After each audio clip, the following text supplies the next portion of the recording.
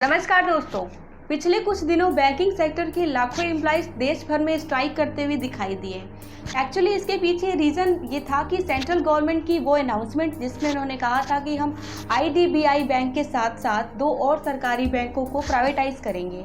हालांकि निर्मला सीतारमण ने, वित्त मंत्री जो कि हैं, उन्होंने कहा कि ये बैंकों के एम्प्लॉइज़ की पेंशन और उनकी सैलरी स्ट्रक्चर एक्सेट्रा पर कोई भी चेंज नहीं होगा, इस पर कोई इफेक्ट नहीं पड़ेगा। लेकिन इस भरोसे पर भरोसा कैसे किया जाए जबकि हिस्ट्री तो कुछ और ही रही है ना। देश की आज़ादी के बाद देश की इकोनॉमी, बैंकों के ओनरशिप मेनली प्राइवेट सेक्टर्स के हैंड्स में ही थे। As we know very well कि ये प्राइवेट सेक्टर किसी सोशल वेलफेयर के लिए काम तो करते नहीं है। इनकी कोशिश होती है कि जितना ज़्यादा से ज़्यादा प्रॉफिट वो गेन कर सके, वो उसी में इन्वॉल्व रहते हैं। उनकी कोशिश यही होती है कि जितना पॉसिबल है उतना प्रॉफिट हम गेन कर सके। तो देश की आज़ादी के टाइम भी, देश की आज़ादी के बाद भी सिचुएशन यही थी। प्राइवेट सेक्टर्स ने लोगों का बहुत शोषण किया।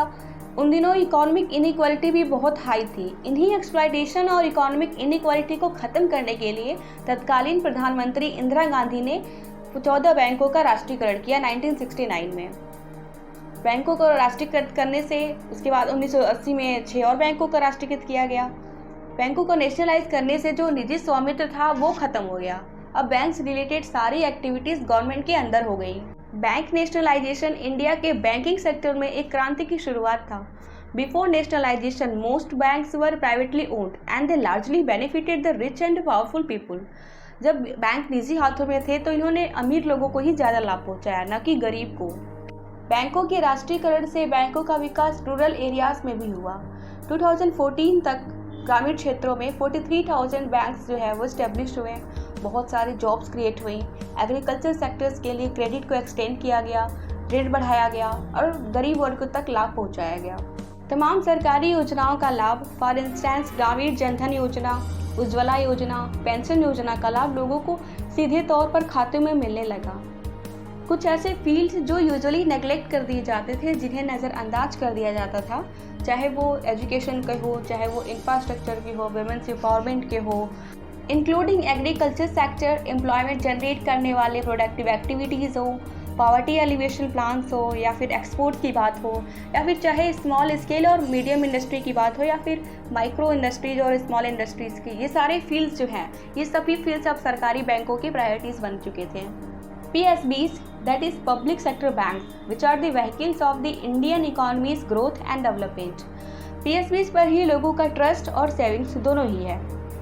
पब्लिक सेक्टर बैंक्स ने कंट्री को सेल्फ सफिशिएंट बनाने में बहुत ही मेजर रोल प्ले किया है। Then why government propose this privatisation? सरकारी बैंकों को मजबूत बनाने की जगह पे गवर्नमेंट उनका निजीकरण क्यों कर रही है?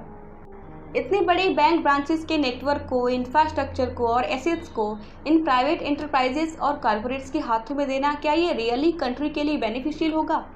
बैंकों के निजीकरण के खतरे तो हैं ही। अभी मानते हैं कि सरकार के पास रिसोर्सेज की कमी है, राजस्व को जुटाने के लिए निजीकरण का सहारा लिया है गवर्नमेंट ने। लेकिन भारत एक ऐसा देश है जहाँ 90% आबादी गरीब है, जिनकी खबर लेने के लिए प्राइवेट बैंक नहीं होते हैं, जिनकी खबर सिर्फ पब्लिक सेक्टर बैंक ही लेते हैं, क्योंकि सरकारी बैंकों का काम है लोगों की सेवा करना, न कि नफे नुकसान के आधार पर लोगों को अपनी सेवाएं देना। अगर बैंक प्राइवेटाइज हो जाते हैं तो इस बात की ज़्यादा संभावना हो पाएगी कि बैंक बड़े बड़े वित्तीय लेन देन में तो इंटरेस्ट लेंगे, लेकिन जो छोटे लोग हैं, जो छोटे गरीब लोग हैं, उनके अकाउंट्स पर शायद ही नज़र जाए उनकी। इससे उन सरकारी योजनाओं के भी बेअसर होने का रिस्क होगा, जिनका फिलहाल सरकारी बैंकों के माध्यम से लोगों को लाभ दिया जा रहा है।